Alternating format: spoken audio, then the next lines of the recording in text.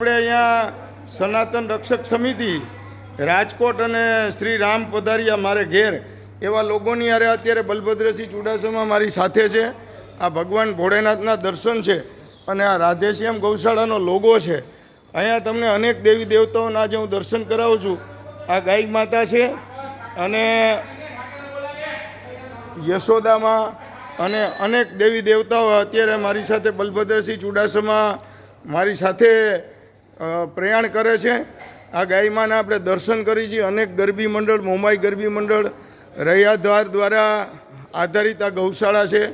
અનેક ગાયમાં આ સ્વરૂપમાં પણ છે અને ભગવાન જગન્નાથ પણ આપણે દર્શન કરી છીએ અને ઘણા બધા કથાકારો આ ભગવાન જગન્નાથ, જય જગન્નાથ એટલે ભગવાન કૃષ્ણનું સ્વરૂપ કહેવાય. અને અહીંયા આપણે શ્રીનાથજી ભગવાન પણ હાજર છે. એટલે તમામ દેવી દેવતાઓનો સાથ અને સહકાર લઈ અને રાધેશ્યામ બાપુ આલે આ ગિરિરાજ ધરણ કી જય. અને તમે અત્યારે આ ગૌશાળાની અંદર જુઓ તો એકવાર અવશ્ય મુલાકાત લીધા જેવી છે. આ ભગવાન વામનનું સ્વરૂપ છે અને બલિરાજા પાતાળમાં જતા રહ્યા અને આ ભગવાન મુરલીધર, જય શ્રી કૃષ્ણ, આ ભગવાન છે આપણી સાથે.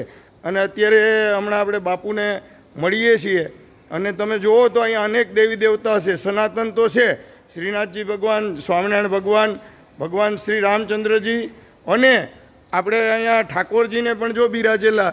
હવે આ રાધેશ્યામ ગૌશાળા અનેક સાધુ સંતોનો પણ વિસામો છે.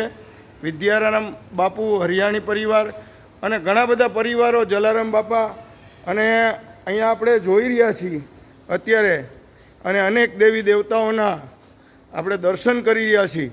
તો આપણે એ દર્શનની સાથે સાથે અત્યારે રાધેશ્યામ બાપુ આપણે માર્ગદર્શન દેતા આગળ આવી રહ્યા છે અને આપણે પછી આ વિડીયોને ફરીથી આપણે આખો એડિટ કરીએ છીએ.